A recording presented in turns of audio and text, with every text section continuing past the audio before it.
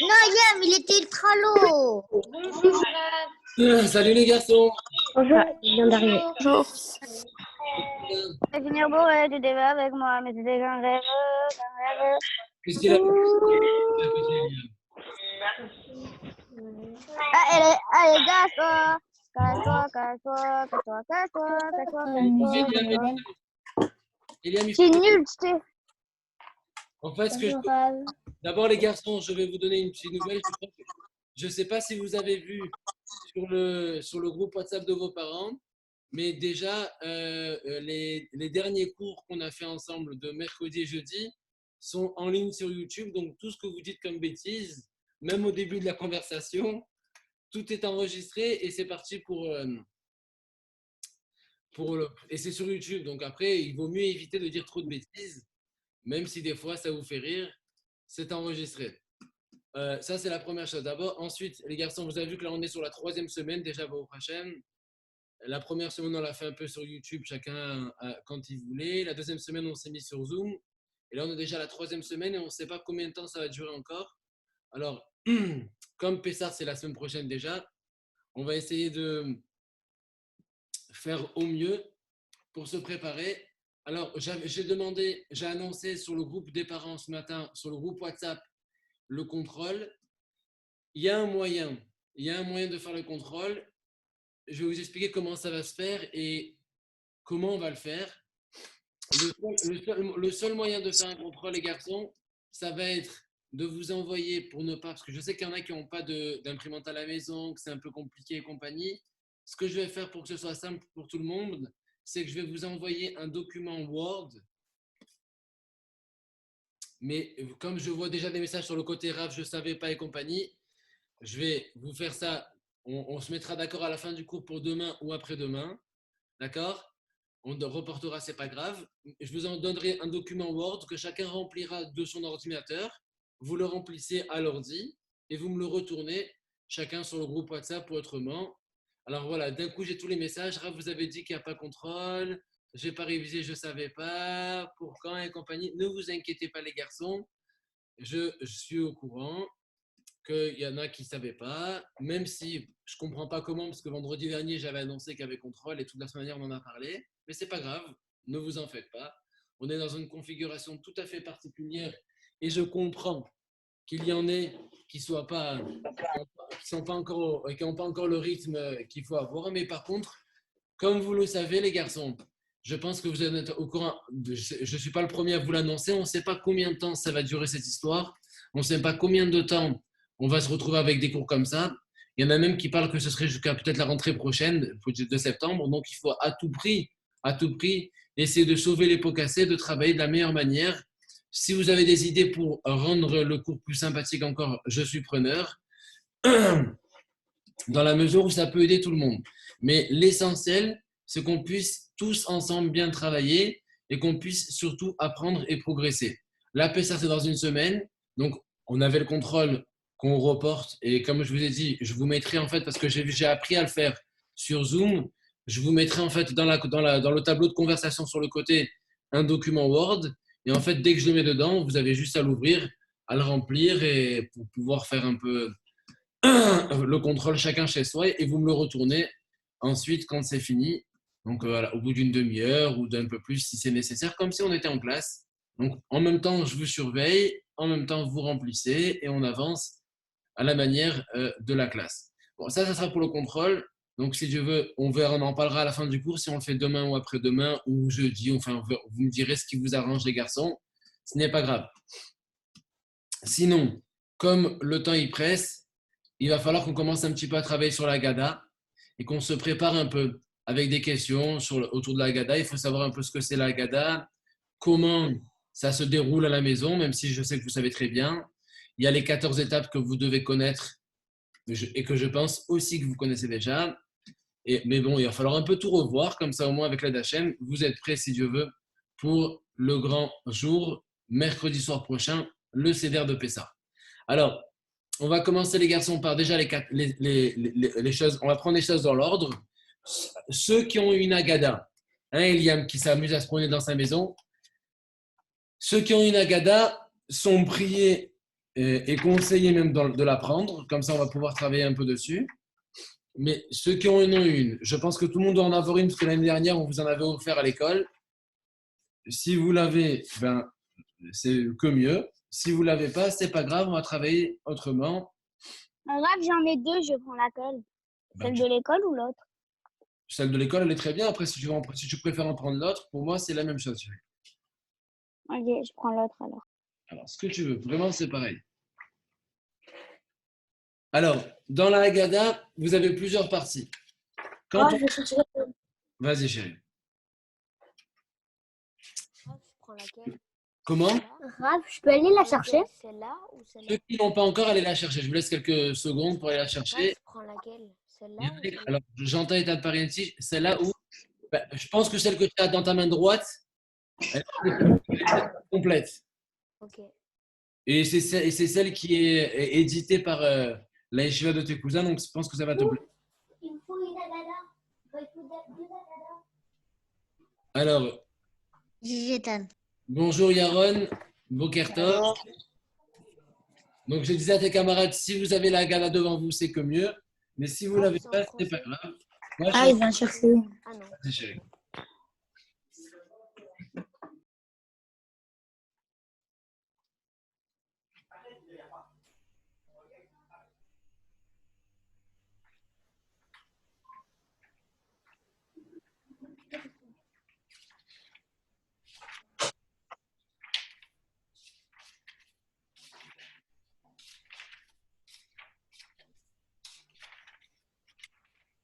Alors, les garçons, je pense que vous êtes plus ou moins tous prêts avec votre agada, en tout cas pour ceux qui pouvaient aller en chercher.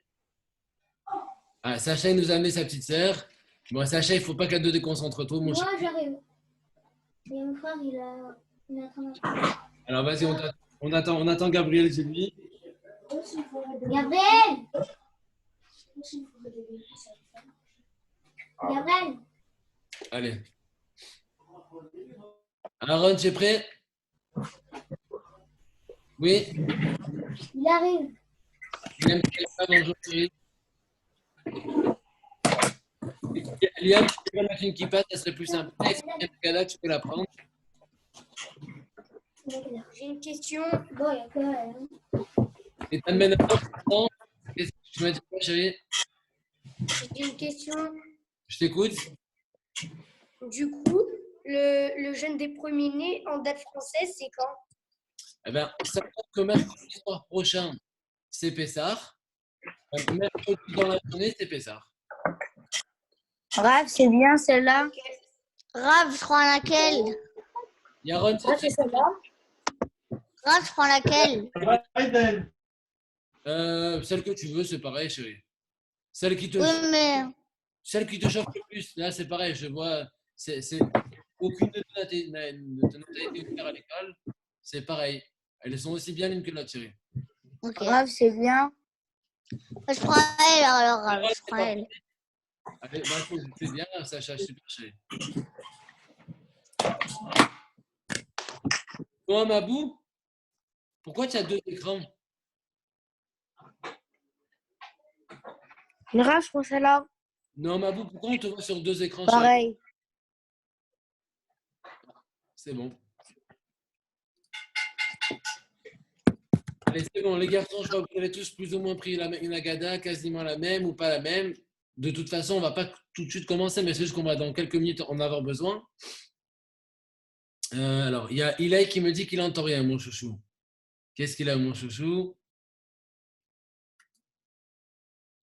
Ilaï, tu... Ben, grave, des fois, je vous entends. Et des fois, je vous entends pas. Ben, pourtant, on t'entend très bien là quand tu parles. Vous Ah. m'entendez? Ah, ben voilà. Bah, moi, ben, je vous ai pas entendu quand j'étais en train de parler. Et tu as essayé de changer de thème pour voir s'il n'y avait pas d'endroit où c'était mieux? Non. Essaye, des fois, si tu te rapproches. Alors, je vais voir. Non, parce que la box chez moi, eh ben, elle est pas très bien. Parce que, comme eh ben, je suis chez ma mamie, eh ben, elle est pas, Non, mais elle si est tu... pas genre, très bien. Genre, ça fait 10 ans qu'ils ont la même. Non, mais c'est pas grave, mais si tu Du coup, eh ben, c'est pas une bonne co. si tu t'approches de la boxe, normalement, c'est souvent un peu mieux déjà. si tu es loin de la boxe. Ah, ok. Ok. Allez, les garçons. Alors, on va commencer. D'abord, vous savez, les garçons, que à Pessah, normalement, Sacha, chérie, le téléphone, tu n'en as pas besoin. Pas pendant le cours, en tout cas. Après, si tu veux, peut-être. Alors, vous savez que si on a la chance, avec l'aide d'Hachem, si on a la chance d'avoir le Beth Amikdash reconstruit d'ici Pessah, ce qui est très, très probable, eh ben, il faudra qu'on se réunisse tous à Yerushalayim, Jérusalem en français, au Beth Amikdash, pour faire ce qu'on appelle le Korban Pessah, le sacrifice de Pessah. Coronavirus. Alors, il faudra le sacrifier au Beth Amikdash, et ensuite, donc, il y a toute une cérémonie très, très particulière et très extraordinaire à faire au Beth Amikdash, avec la famille Lévi qui chante, et tous les Juifs qui sont réunis pour faire les sacrifices d'une manière très, très spectaculaire. Il y a beaucoup d'histoires extraordinaires à ce sujet. En attendant, nous, on n'y est pas encore. Si on a la chance de savoir que le Mashiach viendra prochainement, ben, on se préparera peut-être un peu plus, mais on va commencer déjà par l'essentiel aujourd'hui. Mais en tout cas, en attendant, en souvenir, on l'a vu dans le cours, qu'en souvenir de ce qui se passait avant, eh ben, on a l'habitude aujourd'hui de mettre dans le plateau du CBR un os en souvenir des sacrifices de Pessah et de mettre un œuf en souvenir du sacrifice Ragiga, qui était un sacrifice de fête qu'on offrait. Donc, en plus, quand dans la famille du bénis, il y avait beaucoup de monde et qu'on ne pouvait pas tous manger assez de viande de Pessah parce que c'est un petit agneau et l'agneau, ben, il n'a pas beaucoup de viande. Du coup, on prenait un autre sacrifice qu'on appelait le sacrifice Ragiga, avec lequel tout le monde mangeait, et on prenait l'agneau de Pessah en dessert. Donc, pour toute la famille. Alors, vous savez qu'à la maison, vos mamans sont en train de faire le nettoyage de la maison, mais elles vont aussi faire ce qu'on appelle une cachérisation de tous les éléments. C'est-à-dire que les éléments, les produits, la vaisselle, le frigidaire, l'évier et compagnie, tout se cachérise pour Pessah, parce qu'à la base, c'est Hametz, il faut cachériser. Il y a des modes de cachérisation à connaître. D'accord? Donc, on ne va pas rentrer non plus aujourd'hui sur tous les modes possibles, mais juste que vous devez savoir, il y a des choses qui se cachérisent pas du tout. Par exemple, ceux qui ont l'habitude de mettre sur leur plaque de Shabbat le pain pour chauffer directement sur la plaque, du coup là, pour cachériser, c'est impossible à cachériser parce que le pain, il a pénétré dans la plaque, donc là, il faut changer de plaque pour Pessah. Mais il y a des choses qu'on peut cachériser plus ou moins difficilement. Alors, le plus facile, c'est tout ce qui est utilisé à froid, comme le frigidaire ou le congélateur. Là, il suffit juste de nettoyer et de rincer à l'eau froide et c'est cachère pour Pessah. Un peu plus difficile, c'est les produits qu'on utilise à chaud, comme les casseroles ou les cuillères, les fourchettes qu'on utilise des fois à chaud. Donc là, il faut les mettre dans de l'eau bouillante pour que ça se cachérise. Et enfin, le plus difficile et voire impossible à notre époque, c'est de cachériser les produits qui sont utilisés carrément avec le feu, quand par exemple certains utilisent par exemple, les plateaux du four sur lesquels on fait cuire le pain. Là, c'est vraiment directement au feu. Il faut obligatoirement changer les plateaux pour pouvoir utiliser ça à Pessah, sans compter la cachérisation du four en soi. Donc bon, ça, c'est beaucoup de choses qu'il faut juste avoir la connaissance. Alors tout ça, ça porte des noms. La Hala pour la cachérisation à l'eau bouillante, la Daha pour la cachérisation à l'eau froide, le Liboun pour la cachérisation au feu. C'est des notions que vous devez connaître. On ne va pas aller plus loin pour nous, ça suffit déjà de savoir ça aujourd'hui. Alors, vous devez savoir également que la veille de Pessah, donc mercredi prochain, on n'est plus très loin les garçons, c'est dans moins de 10 jours Pessah. Mercredi, pas celui-là mais l'autre, dans un peu plus d'une semaine, mercredi, ce sera la veille de Pessah. Normalement, à partir de 14h, on ne travaille plus.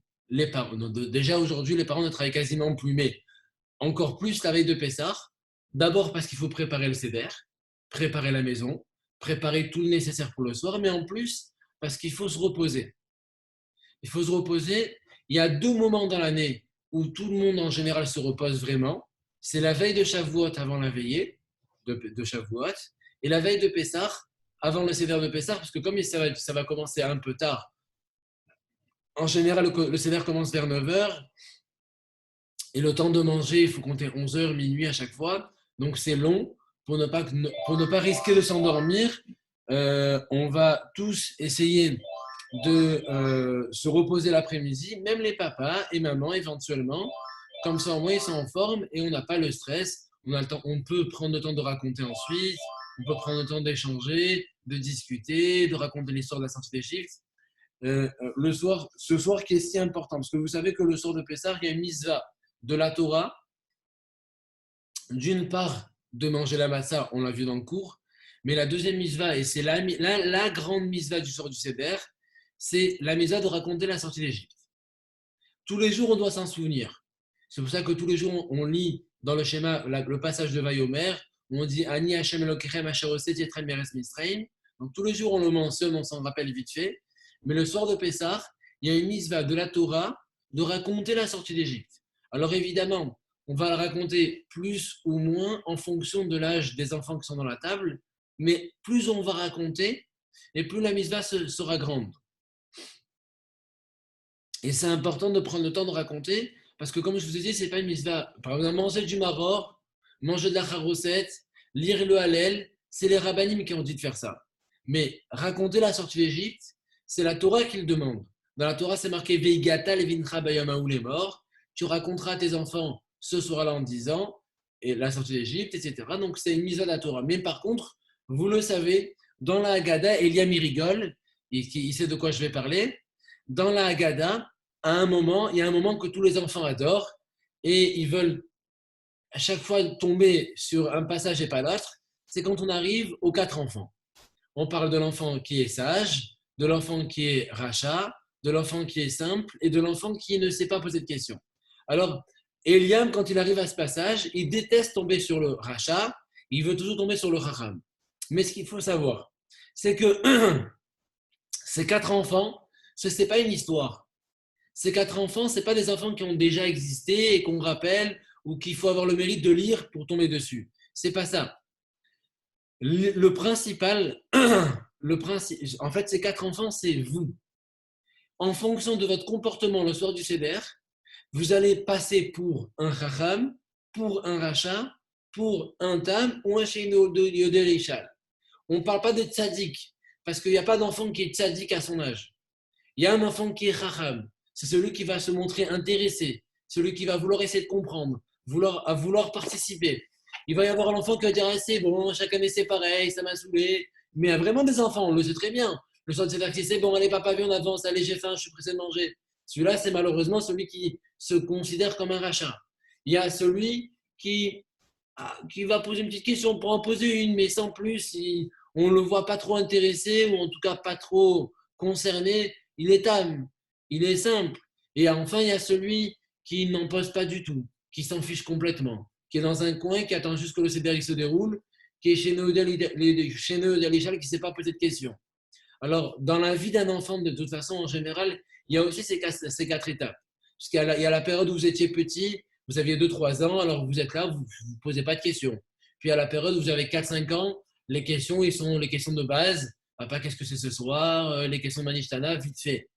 Il y a les questions de votre âge, où vous êtes un peu chacham, où vous commencez un petit peu à percevoir un peu de réflexion intéressante, et vous avez souvent de très très bonnes questions. Et malheureusement, il y a la période où l'enfant il est un peu rebelle, et il va commencer à poser des questions juste pour casser un peu l'ambiance du Seder.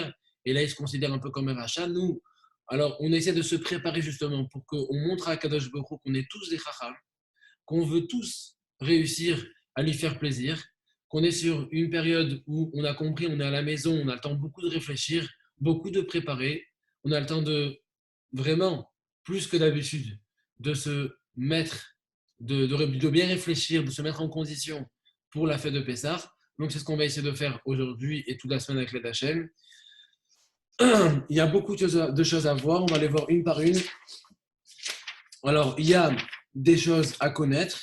Il y a de la lecture à savoir faire. Alors, on ne pourra pas forcément en quelques jours lire toute la Haggadah, mais ce que je vous conseille, c'est de vous entraîner déjà tous les jours, quand vous avez du temps, à lire les passages, à vous familiariser avec les passages. Parce qu'en général, dans les familles, il y a 2 situations. Il y a la situation où les parents lisent très très bien et ça va trop vite pour ceux qui ne savent pas très bien lire. Il y a les familles où c'est l'inverse, où les parents ne savent pas très bien lire, donc ils comptent sur les enfants pour lire très bien. Donc, dans tous les cas, les enfants, ils doivent être opérationnels et il faut à tout prix que vous puissiez, les enfants, lire de la meilleure manière le soir de Pessah. Il faut que vous soyez prêts et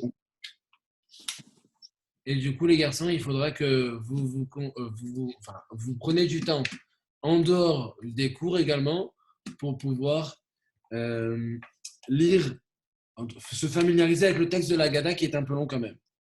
Alors, la charosette, on n'en a pas parlé tellement dans le cours. On a parlé d'une pâte de date. Alors, c'est quelque chose qui est un peu pâteux, qui est censé rappeler un petit peu l'argile, la boue du travail dans lequel les esclaves de Béné Israël travaillaient à l'époque.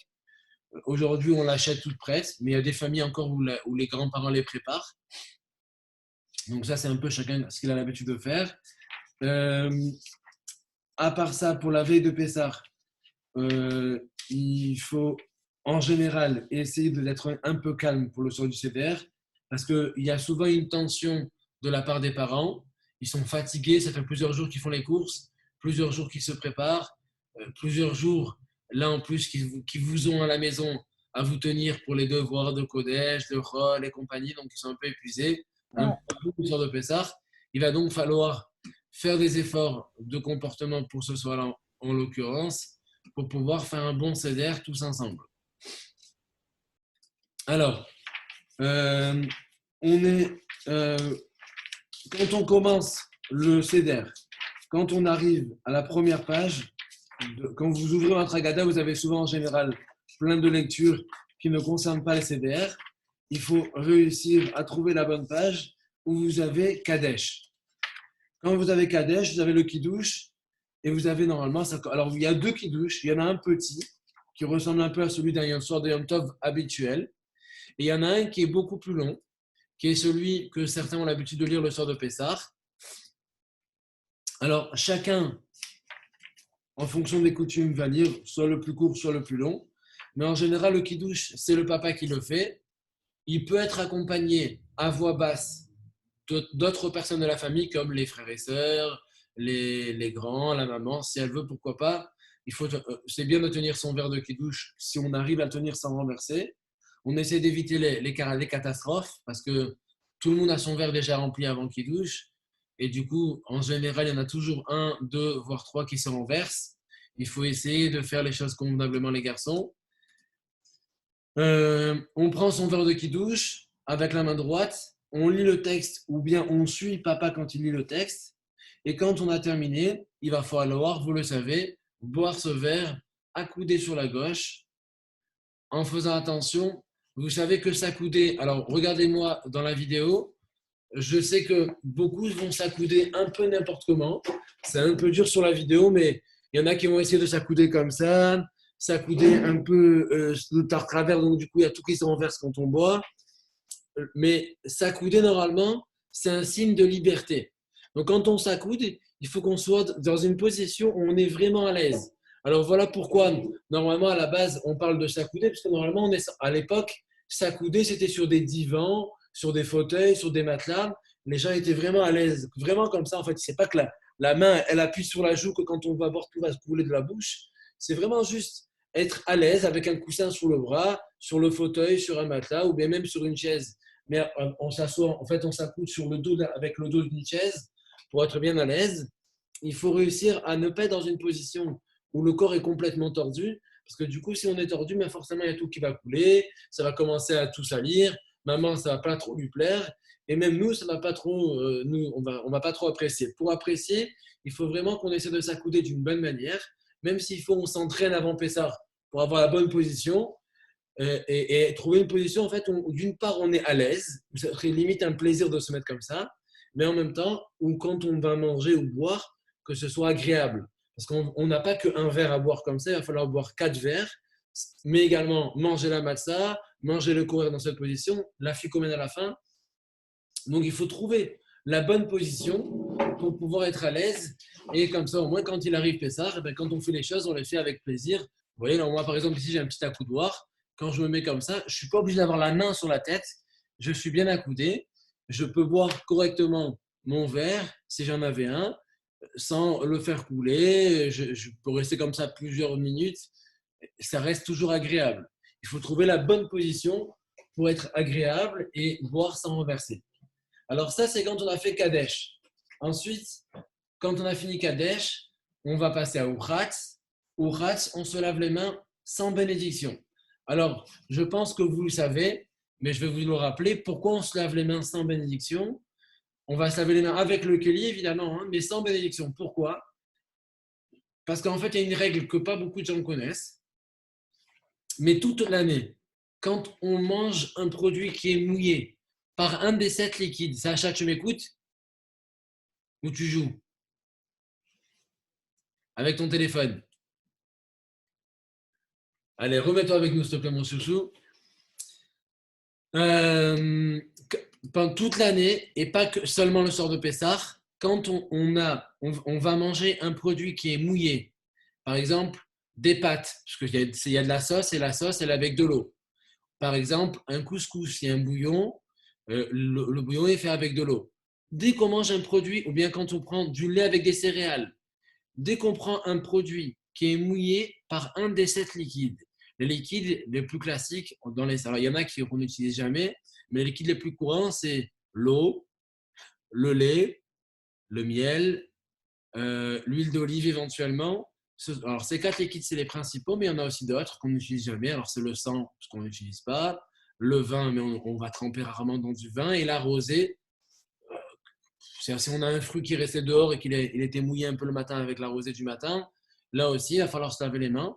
Donc, dès qu'on mange un produit qui est mouillé par un des 7 liquides, il va falloir se laver les mains avec un kéli, mais sans bénédiction.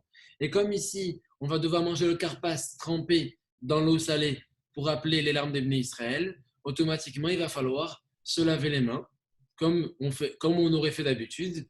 Donc, on se lave les mains avec un kéli, mais sans bénédiction, parce qu'on ne va pas manger de pain là tout de suite. On va juste manger un peu de karpas trempé dans l'eau salée. Donc, on va se laver les mains, on fait Uchas, on se lave les mains sans bénédiction. Ça ne veut pas dire qu'on doit parler à tort et à travers. Non, on se lave les mains, on va s'asseoir. On peut parler si on veut dire à quelqu'un tu n'as pas fait des chilates, ou quelqu'un nous demande est-ce qu'on doit manger à coudée ou pas. On peut lui répondre que le karpas ne se mange pas à coudée, parce que la règle, elle est simple. Tous les produits qui rappellent les moments difficiles, on ne doit pas s'accouder. Le karpas avec l'eau salée, vous vous rappelez, en cours, on l'a vu, ça rappelle les larmes d'Ebné Israël. Donc, on ne va pas s'accouder pour se rappeler des larmes d'Ebné Israël. Ça serait complètement idiot. Là, on se rappelle des larmes d'Ebné Israël. Donc, on s'assoit normalement, sans s'accouder. Et donc, papa va prendre un bout de karpas, le tremper dans l'eau salée et on va en manger. Alors, une précision. Il faut faire attention, mon petit Yoav. Il faut faire attention. En général, vos mamans, elles le savent. Mais dans toutes ces salades vertes ou céleri, pour le karpas, c'est soit le céleri, soit d'autres produits en fonction des habitudes. Mais en tout cas, tous ces produits qui poussent dans la terre, qui sont avec des feuilles, il y a souvent des petites bêtes. Alors, quand on mange le karpas, on fait une misva que les Khamim nous ont demandé. Mais si on mange une petite bête qu'il y a dans le karpas, ce qui peut arriver quand on ne le nettoie pas convenablement, eh ben, on fait pas un péché, on en fait 5 que la Torah demande, parce que la Torah interdit à 5 reprises de manger des petites bêtes. Donc, il faut à tout prix être vigilant. Quand on va manger, que ce soit le maror, que ce soit le céleri, que ce soit le karpas, donc ici, eh ben, il va falloir que maman, d'abord, elle enlève toutes les feuilles une à une du maror avant la fête, qu'elle les nettoie proprement. Mais une fois qu'elles sont bien propres et qu'il n'y a certainement pas de bêtes, à ce moment-là, on peut les manger. C'est important pour pouvoir faire un seder en bonne et due forme. Ensuite, donc avant de manger le karpas, on fait juste la bracha boré peri adama, parce qu'on n'a pas fait motzi encore, donc on va faire la bracha adama sur le karpas. On fait juste adama et on mange un petit bout. Pas beaucoup, seulement un petit bout. Le principe est juste de se rappeler des larmes d'Ebné Israël, mais on ne va pas non plus se noyer avec les larmes. Une fois qu'on s'en est rappelé, on arrête de manger et on va passer à la suite. L'étape suivante, donc on a fait Kadesh et Kiddush accoudé sur la gauche. Uchatz, on s'est lavé les mains sans bénédiction. Karpas, on a mangé le céleri Ethan Parienti, tu es avec moi, chérie? Ou au téléphone? Hein, chouchou?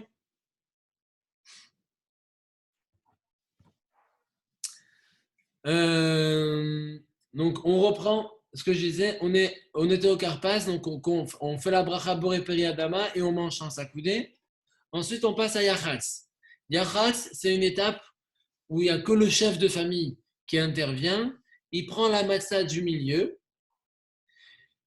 Il va la couper en deux parties, mais il va faire exprès que ce ne soit pas deux moitiés égales. En général, il essaie de faire en sorte qu'il y ait une grande et une petite. La grande partie, il va la garder pour la ficomène, donc pour Safoun, une des étapes de la fin du CDR. Et la petite, donc là, on la cache, on la met dans un petit papier, dans une petite enveloppe. Et après, en général, les enfants, ils aiment bien cacher ça, chacun en fonction de ses coutumes. Et la petite partie, un David. Tu es avec moi, David Sarfati? Oui. Pas avec l'iPad? Quoi? Tu es sur un jeu ou tu es sur le cours? Hein? Tu entends le cours, tu suis ou tu es sur un jeu? Non, oui, je suis. Ah là, ça, super. Après, il y aura des questions. Hein? Alors, ensuite, donc, Yachatz disait, le chef de famille prend la matzah du milieu, il la coupe en deux parties inégales. La grande partie, il la cache, donc on la cache pour la ficomène. Et le petit morceau, on le remet dans le plateau du seder au milieu, à la place où il était. On en aura besoin pour le motzi. On coupe en deux la matzah, ça rappelle un peu aussi l'ouverture de la mer. En général, c'est un passage que les parents vont lire en hébreu ou en français. C'est ainsi que la Hachem elle a ouvert la mer. On ouvre la matzah en deux. Et en fait, couper la matzah en deux, d'une part, ça rappelle la mer, mais en même temps, ça rappelle aussi le pain de misère, parce que les pauvres, en général, n'ont pas la possibilité de manger un pain entier. À chaque fois, ils mangent des restes. Et nous, du coup, le soir de Pessah, comme on va aussi, entre autres, quand on mange la matzah, rappeler le pain de misère, on va couper cette matzah en deux pour pouvoir faire un petit peu comme les pauvres et manger, avoir un morceau de matzah seulement et pas entier. Ensuite, on arrive au passage qui va nous prendre le plus de préparation, qui est le passage de Maguid. Maguid, c'est la Haggadah. Alors là, la lecture, elle peut durer plus ou moins longtemps. Ethan Parienti, arrête de jouer, s'il te plaît, chérie. Ethan, on te voit jouer, chérie. Arrête de jouer. Concentre-toi, ça serait plus sympathique. Jouer, tu as le reste de la journée pour le faire entièrement. On n'a qu'une heure de cours de codage dans la journée en ce moment. On essaie de la faire bien et on espère que par cette heure de cours, Hachem il envoie la réfoua shelema à tous les malades du peuple d'Israël parce que malheureusement il y en a beaucoup. Qu'Hachem donne la bonne santé à tous ceux qui le sont déjà et qu'il nous amène à la délivrance le plus tôt et qu'on puisse se retrouver donc normalement prochainement. Parce que là, même si ça fait plaisir de vous voir via Internet, c'est quand même plus sympa de vous voir en vrai. Donc là, on arrive au passage de Maguid, les garçons. Et quand on arrive à ce passage, il y a des familles chez qui ça va durer qu'une demi-heure parce qu'on trace en lecture la Haggadah. Il y en a chez qui ça va prendre une petite heure parce qu'on va la lire en hébreu et on rajoute un peu le français. Il y en a chez qui ça va durer 2 heures parce qu'on va lire, traduire et expliquer et commenter. Bon, il faut essayer de faire les choses bien parce que le soir de Pessah, c'est quand même un soir, comme je vous l'ai dit, où il y a une mitzvah de la Torah de raconter la sortie d'Égypte, donc il faut s'appliquer quand même. Il ne faut pas non plus abuser, attendre que tout le monde s'endorme dans la table pour dire « Ah, c'est bon, j'ai fini ». Il ne faut pas exagérer non plus, mais il faut essayer de trouver on va dire, de lire, raconter des petits mots, des petits commentaires de temps à autre pour que ça puisse être agréable et que tout le monde puisse prendre du plaisir. Alors, évidemment, vous savez qu'on commence toujours par le passage de Al-Armania, qui sera le premier passage qu'on va travailler ensemble. Al-Armania, on dit « Voici le pain de misère ». En fait, on montre la massa. On montre la massa qui est le pain de misère qu'on va consommer ce soir. On annonce à tout le monde ce qu'on va manger ce soir et on invite en fait les pauvres s'ils veulent venir. Juste après, en fait, on demande au père de famille de lever le plateau de la table et tout ça, en fait, c'est des modifications exprès pour faire arriver les questions des enfants qu'on appelle Manishtana. Manishtana, dans ce passage, les enfants sont censés poser des questions sont censés poser des questions et en fait, tout ce qu'on fait auparavant, c'est fait exprès pour attirer l'attention des enfants. Alors, on a d'abord donné un verre de kidouche à chacun, ce qu'on n'a pas l'habitude de faire. On a bu le verre à couder. On s'est lavé les mains sans bénédiction. Puis ensuite, on n'a pas fait motzi, mais on a mangé les carpasses. Ensuite, on a coupé la matzah, mais on l'a coupée mais sans la servir. Ensuite, on a levé le plateau. On a levé le plateau de la table alors qu'on n'a même pas encore mangé. Tout ça pour éveiller l'attention des enfants. Et à ce moment-là, normalement, les enfants sont censés intervenir avec Manishtana, les questions en hébreu ou en français ou en ce qu'ils veulent. Les questions donc très célèbres où ils vont demander pourquoi toutes les nuits on mange la matzah et là on n'en mange pas. Et là, toutes les nuits on mange ce qu'on veut et là on mange que de la matzah. Toutes les nuits on mange ce qu'on veut et là on mange que du maror. Toutes les nuits on ne s'accoude pas et là, d'habitude maman elle ne veut même pas qu'on s'accoude. Et là on nous oblige à s'accouder à plusieurs reprises. Toutes les nuits on ne trempe rien du tout et là on doit tremper 2 fois. Des questions que vous connaissez et en fait avec ces questions-là on arrive à la réponse de la Haggadah. Tout ce qu'on va lire dans la Haggadah, ce sont des histoires et des réponses à ces questions-là. L'une des premières histoires que la Haggadah raconte, c'est justement l'histoire de grands rabbins avec Maaseh Beribi Eliezer, parce que vous connaissez tous Rabbi Akiva.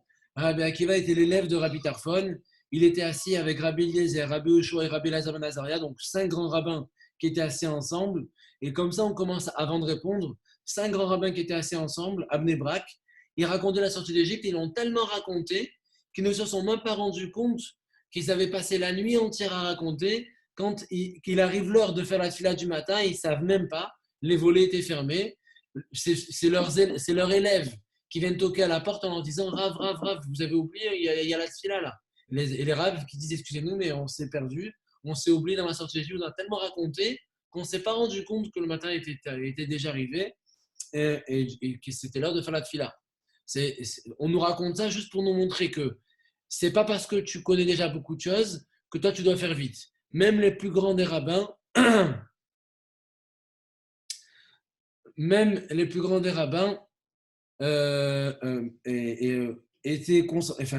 ont passé toute la nuit à raconter. Alors les garçons, je vais vous dire une chose avant de continuer parce que là ça commence un peu à m'exaspérer sur le côté.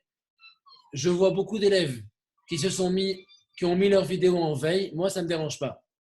Mais si c'est pour qu'ils puissent jouer derrière l'écran pendant que nous on fait cours, comme certains, parce que je vois des messages sur le côté et j'ai compris ce que font certains, je préfère qu'ils désactivent leur vidéo, qu'on travaille avec ceux qui veulent travailler et que ceux qui veulent jouer, ils jouent tranquillement. Vraiment, ça ne me dérange pas.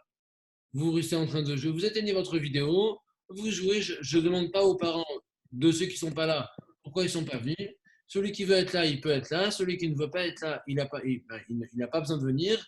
Celui qui veut rester présent derrière la vidéo, celui qui veut participer au cours, c'est pour pouvoir faire le cours. Moi, vous le voyez très bien, je suis au magasin, je ferme les volets du magasin pendant 1 heure exprès pour faire le cours. Ah, Celui qui veut la dernière fois, Eliav, il a dit reste comme ça. Celui qui veut. Non, mais Eliav, je sais pourquoi. Eliav, il préfère rester comme ça, mais il fait le cours normalement. Mais il y en a d'autres qui ce matin, parce que là, d'un coup, depuis que j'ai dit ça, tout le monde a décoché, a mis sa vidéo en place. Donc, ceux qui veulent vraiment pas participer au cours, qui préfèrent jouer, ça ne me dérange vraiment pas. Ils éteignent leur vidéo, ils se déconnectent complètement du cours, ils se mettent à jouer, il n'y a pas de problème. Je ne dirai à personne pourquoi ils n'étaient pas là ce matin. D'ailleurs, vous le voyez, on n'est que 16, alors que normalement on est censé être 19. Ceux qui sont absents, je ne vais pas appeler leurs parents, ni envoyer des textos. Celui qui veut être présent, il peut être présent. Celui qui ne veut pas, il peut se débrancher. Ça ne me dérange pas. Par contre, c'est vrai que je préfère faire avec tout le monde, parce que c'est plus sympathique, on peut échanger, on peut discuter. Je peux poser des questions à un peu tout le monde. Mais s'il y en a que ça n'intéresse pas, vraiment, c'est pas grave. David Sarfati, il a d'un coup levé la main. Qu'est-ce qu'il a, David? Qu'est-ce qu'il a, David? Bon, il n'y a rien. On continue alors. Donc, je reprends là où on en était. Je rappelle un peu où est-ce qu'on en est. Et Eliav, c'est bon, je sais pourquoi. Il a levé la main d'un coup. Mais Eliav, je sais toi que tu n'actives pas ta vidéo, mais c'est depuis le départ que tu fais comme ça et tu fonctionnes très sérieusement. Donc, il n'y a rien à dire à ton sujet. Mais je m'adresse juste à ceux qui, ce matin, ont fait ça volontairement et qui, en plus, se sont permis d'écrire sur le côté. j'ai fini. Ah, j'ai une question. Oui, Eliav, chérie. Pourquoi on appelle le pain de misère, après on l'a appelé le pain de délivrance? Ben, parce que c'est une très bonne question. La matzah, en fait, elle a le double rôle. Je vais t'expliquer pourquoi. Parce que d'une part, les Bnei Israël, comme on l'avait dit dans le cours la semaine dernière, les Bnei Israël, pendant l'esclavage, les Égyptiens leur ont donné de la matzah à manger, parce que la matzah, c'est un aliment qui reste longtemps dans le ventre et que, en fait, qui limite fait mal à l'intestin quand on mange que ça. Et ils voulaient les embêter. Mais en même temps, quand les Bnei Israël ont voulu quitter l'Égypte, ils ont voulu faire du pain parce qu'ils savaient qu'ils allaient partir pour un délai indéterminé. Mais comme ils n'avaient plus beaucoup de temps, qu'il leur restait, on leur a dit on va partir dans quelques heures. Ils ont tous préparé vite de la pâte, mais ils n'ont pas eu le temps de la laisser lever. Ils ont tous fait de la matzah. Voilà pourquoi c'est aussi le pain de la délivrance. Et voilà pourquoi pendant le Seder de Pessah, on va avoir des matzot cassés, comme on fait à Yachat, on casse la matzah en deux pour rappeler justement le pain de misère, mais également des matzot entières qui rappellent le pain de délivrance. On a les deux pour rappeler les deux moments, le pain de misère, le pain de délivrance. La matzah, ça rappelle les deux. Alors, sinon, donc dans ma guide, on a toute la Haggadah à lire, à raconter. Alors, on va essayer, on essaiera au fur et à mesure, parce que là, déjà midi, dans les jours de la semaine, de lire tous les jours un ou deux ou trois paragraphes ensemble pour voir un peu, pour se familiariser avec les mots des paragraphes de la Haggadah. Et quand on a fini ma guide, quand on arrive à la fin de ma guide, il y a une bracha qui finit par Baruch Ata Hashem Gal Israël. Et là-bas, à ce moment-là, on boit le deuxième verre accoudé sur la gauche. Donc, encore une fois, c'est censé éveiller un peu l'étonnement des enfants. Ils ne comprennent pas. On n'a même pas encore mangé, on boit déjà un deuxième verre. Alors, d'habitude, on ne les laisse même pas boire un petit bout. Là, on les laisse boire un deuxième verre sans avoir mangé au préalable.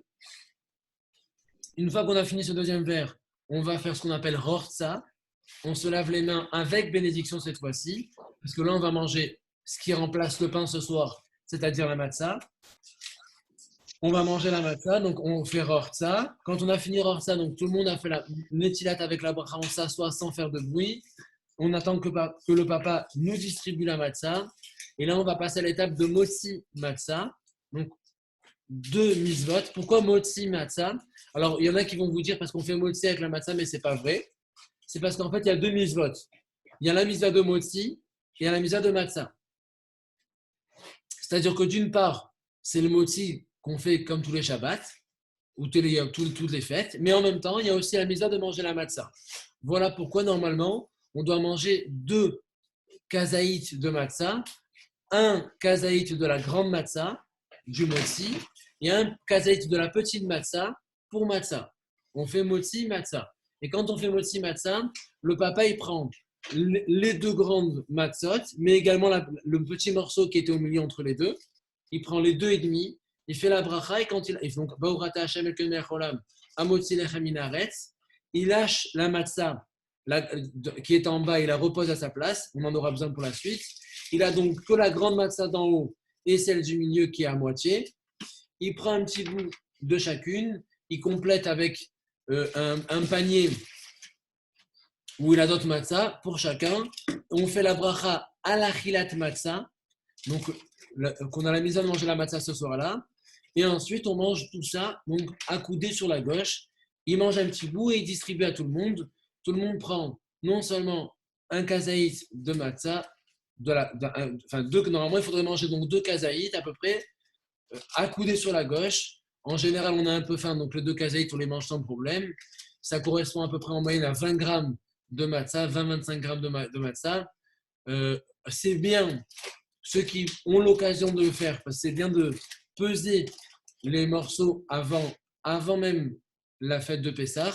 Comme ça, on prépare des petits sachets déjà prêts avec les kazaït et on n'a pas besoin de chercher à savoir combien, est-ce qu'il y a un kazaït, est-ce qu'il n'y a pas un kazaït. On prend une petite balance avant Pessah, une petite balance de cuisine évidemment, hein, pas la balance sur laquelle vous pesez sinon vous n'allez pas réussir. Et on pèse donc les volumes nécessaires pour manger. Comme ça, on a des petits sachets tout prêts. Et quand papa distribue, il n'a pas besoin de chercher à savoir s'il a oui ou non la quantité. Il distribue à tout le monde avec un petit bout de motzi, le petit sachet qu'on a préparé. Comme ça, tout le monde aura mangé la quantité nécessaire. Quand on a fini de manger ça accoudé sur la gauche, on va passer au maror. Le maror, c'est la salade verte en général qu'il faut bien nettoyer. On trempe ça un petit peu dans la charosette et on mange. Comme le maror, ça rappelle l'amertume, donc ça rappelle encore l'esclavage. On mange sans s'accouder. Ensuite, on passe au korer. Korer, c'est le sandwich. La matzah avec le maror. Donc, c'est le mélange qu'on mange. Parce que vous savez que dans la Mishnah, il y a une marloquette entre Hillel et Shammai. Shammai, il dit il faut manger la matzah seule et le maror seul. Et Hillel, il dit non, il faut manger la matzah avec le maror et même avec la viande normalement du Korban Pessah. Donc, tout mélangé ensemble. Donc, nous, le soir de Pessah, on essaie de faire les choses au mieux. On fait d'abord comme Shammai, on mange la matzah puis le maror. Et ensuite, on fait comme Hillel et on mange la matzah avec le maror ensemble. Donc, un kazaït de chaque. Et on mange cette fois-ci accoudé parce qu'il y a la matzah. Et donc, quand il y a la matzah, il faut s'accouder sur la gauche. Quand on a fini le korer, on arrive à l'étape que tout le monde attend en général, le shulchan horaire, le repas. En général, on a un peu faim quand on arrive à ce moment-là. Il est déjà 11h, minuit. Et on prend le temps de manger correctement. On peut manger accoudé ou non accoudé, on fait comme on veut. Il faut se mettre à l'aise. Il y en a qui veulent manger sur la table, il y en a qui veulent rester manger sur les fauteuils comme ils ont mangé le début du seder. Chacun fait comme il veut. On mange, on dit des petites vartoras sur Pessah, des petites choses qu'on a appris à l'école ou qu'on a lues. On peut raconter des histoires. Évidemment, il ne faut pas non plus que ça perturbe, parce qu'on arrive à un moment en général où les enfants sont un peu excités, ils sont fatigués. Si on est fatigué, on va dormir, c'est pas grave. Vous êtes encore que des enfants, il n'y a pas l'obligation d'aller jusqu'au bout. Si on peut tenir, pourquoi pas. Mais si on est fatigué et qu'on commence à être trop excité à faire n'importe quoi, il vaut mieux aller dormir. Il ne faut pas non plus trop exploser son ventre dans le shulchan horaire, parce qu'à la fin, il y a encore une matzah à manger qui s'appelle la ficomène. Dans la partie de Safoun, là, on récupère la partie de la ficomène. La grande partie de matzah qu'on avait cassée, qu'on avait mis de côté, on la récupère. Le papa, il la distribue à tout le monde et on mange la matzah accoudée sur la gauche. Après la ficomène, on n'a plus le droit de rien manger. On n'a plus le droit de rien manger, donc ceux qui veulent manger, il faut manger auparavant. Après la ficomène, on va pouvoir que boire de l'eau et boire les verres de vin qui va nous rester à boire. Alors, quand on a fini la ficomène, on va faire barer, birkat Hamazon. Et quand on a fini birkat Hamazon, à la fin, il y a le troisième verre de vin sur le birkat Hamazon à faire. Donc, on boit le troisième verre de vin accoudé sur la gauche à nouveau. Et à ce moment-là, on fait le hallel. Et quand on a fini le hallel, on a le quatrième verre de vin. Pour ceux qui sont encore réveillés à ce moment-là, ceux qui ont encore la force de boire le quatrième verre. Alors évidemment, il faut prévoir qu'il y a 4 verres à boire. Alors en général, c'est vrai que vous êtes des enfants et que vous prenez des jus de raisin, mais quand même, quand on boit 4 verres de jus de raisin, à la fin, on a limite envie de vomir. Donc il faut essayer de ne pas prendre des gros verres, même si au début on a très très soif. Quand on va commencer, on prend des verres qui sont relativement corrects. On fait attention juste qu'il y ait la quantité minimale.